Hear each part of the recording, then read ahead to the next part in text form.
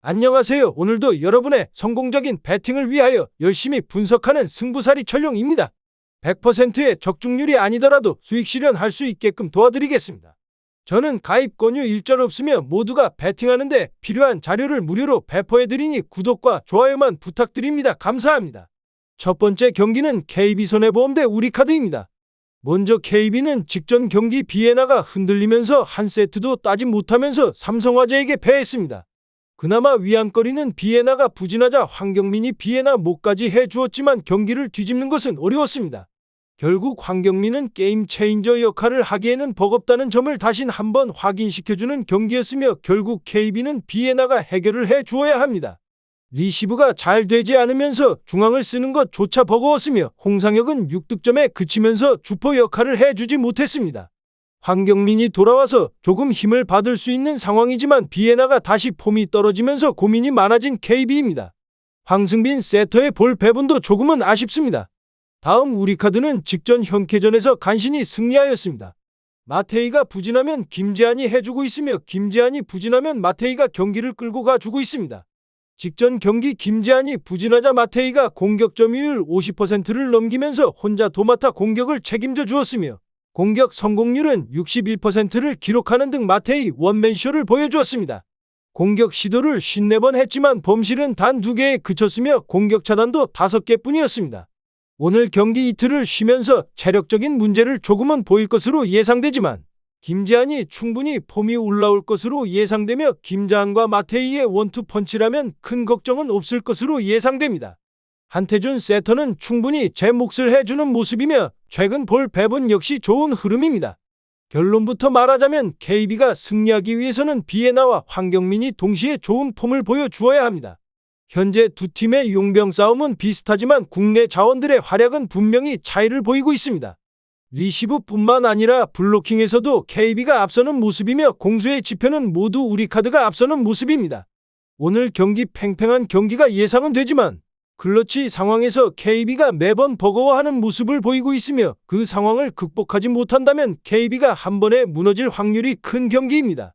황경민이 직전 경기 좋은 폼을 보여주었지만 꾸준하게 제 몫을 해주는 선수가 아닌데 반해 김재한은 매 경기 꾸준한 경기력을 보이고 있어 우리카드가 보다 신뢰감이 있어 보입니다. 저득점 경기가 예상되며 우리카드가 무난하게 승리할 것으로 예상됩니다. 추천픽은 우리카드 승입니다. 두 번째 경기는 IBK기업은행 대 현대건설입니다. 먼저 두 팀 모두 최근 경기력이 좋아진 모습입니다. IBK는 최근 5경기 흥국과의 경기에서 아쉽게 패했을 뿐 4승을 기록 중이며 1라운드보다는 2라운드에서 훨씬 더 안정적인 경기력을 보이고 있습니다. 다만 표승주와 황민경의 공격 지표가 개선이 되고 있지 않다는 점은 아쉽지만 중앙에서 최정민이 기대 이상의 활약을 해주고 있으며 폼푼과 국내 선수들의 합은 경기를 더 할수록 잘 맞아가고 있습니다. 아울러 아베크롬비의 최근 활약도 충분히 인상적입니다. 다만 IBK 경기는 임팩트가 없습니다. 상대를 찍어 누르는 힘이 없어 항상 경기가 팽팽하게 흘러가며 이기더라도 어렵게 진땀 승리를 하고 있는 상황입니다. 아베크롬비가 해결사 역할을 하고는 있으나 2% 부족한 상황이며 표승주와 황민경의 공격 성공률도 더 올라가야 합니다. 다음 현대건설의 공격력은 전혀 문제가 되지 않습니다. 모마가 매 경기 꾸준한 활약을 해주고 있으며 중앙에서 양효진이 중심을 잡아주고 있다는 점 또한 긍정적인 요소입니다. 최근에는 위파이마저 공격에서 준수한 폼을 보여주고 있어 공격만큼은 크게 문제가 되지 않고 있습니다. 다만 정지윤의 폼이 아직은 100%가 아니라는 점이 오늘 경기 변수이며 리시브가 흔들린다는 점 또한 오늘 현대건설이 극복해야 할 과제입니다. 세트 후반 고민지가 교패로 들어와 후위에서 안정적인 리시브를 보여주고 있어 다행스럽지만 세트 초반 불안한 리시브를 극복하지 못하면 오늘 경기 위기는 언제든지 있을 것으로 예상됩니다. 결국 현대건설의 리시브가 오늘 경기 승패를 가를 것으로 예상됩니다. 결론부터 말하자면 안정적인 리시브를 보이고 있는 IBK이며 공격에서 다양한 루트를 보유하고 있는 현대건설입니다. 현대건설이 오늘 경기 리시브를 얼마나 버틸 수 있을지 모르겠지만 결국 리시브로 인해 한두 세트는 내어줄 것으로 예상됩니다. 하지만 최근 고민지의 리시브와 디그에서 출중한 활약을 보이고 있으며 직전 경기 김다인 세터가 결장을 했음에도 불구하고 김사랑 세터로 흥국을 잡을 만큼 안정적인 경기력을 보여주고 있다는 점만 보아도 세기에서 IBK보다는 현대건설이 우위인 점은 분명합니다. 현대건설의 블로킹 높이를 IBK 공격수들이 부담스러워할 것으로 예상되며 결국 승리는 현대건설이 가져갈 것으로 예상됩니다. 박빙의 경기가 예상되며 다득점 상황에서 현대건설의 승리가 예상됩니다. 추천픽은 오버입니다. 세 번째 경기는 고양소노 대 원주DB입니다. 먼저 고양소노는 어느덧 6연패에 빠졌습니다. 오누아쿠의 활약이 이어지고 있으나 이정현의 공백과 함께 중요한 부분인 3점 슛 성공률이 부족한 것이 발목 잡고 있습니다. 최현민이 복귀했음에도 공백을 지원하지 못했습니다. 그래도 알렉스가 새로 합류하며 새로운 분위기를 발휘할 수 있을 것으로 보이지만 상대가 부담스럽습니다. 원주 DB를 상대로 빅맨 싸움에서 주도권을 쉽게 뺏겼고 이를 타파하기 위해선 결국 외곽 공격 주도권을 가져가야 하는데 주축 선수의 공백과 함께 자신감도 떨어졌기 때문에 리드를 장담하기 어렵습니다.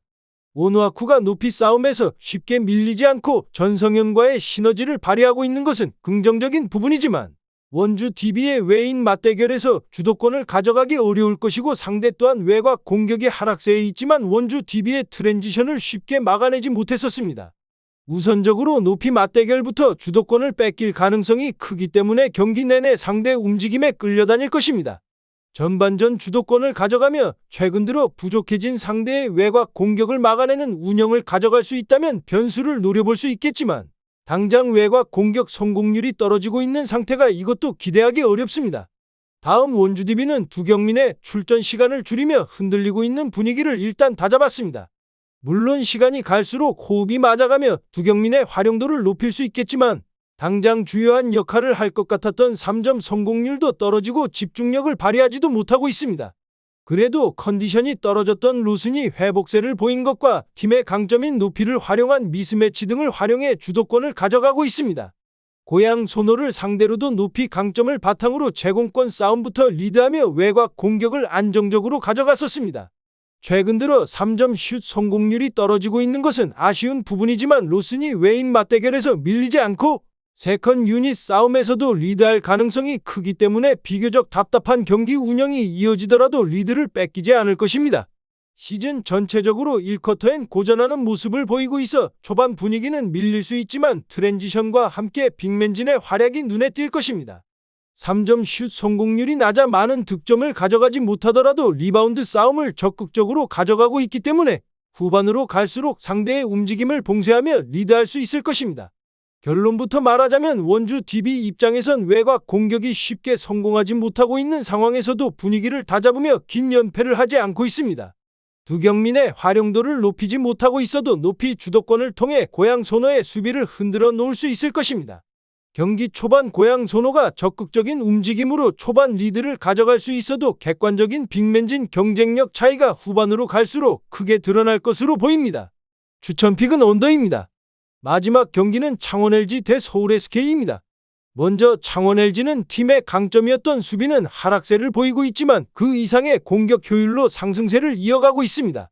체력적인 부담이 있는 상황에서도 트랜지션과 외곽 공격을 통해 주도권을 쉽게 잃지 않으며 무엇보다 양홍석이 골 밑에서 안정적인 역할을 해주고 있는 것이 눈에 띕니다. 커닝엄의 대체자 텔로가 기대 이하의 모습을 보여주고 있는데 강점으로 발휘해줄 것으로 보였던 야투 성공률이 낮은 것이 아쉬운 부분입니다. 그렇지만 서울 SK를 상대로 한 지난 맞대결들과 마찬가지로 서울 SK의 트랜지션을 안정적으로 막아내는 디펜스가 나온다면 자신감 있는 3점 슛을 통해 리드할 수 있을 것입니다.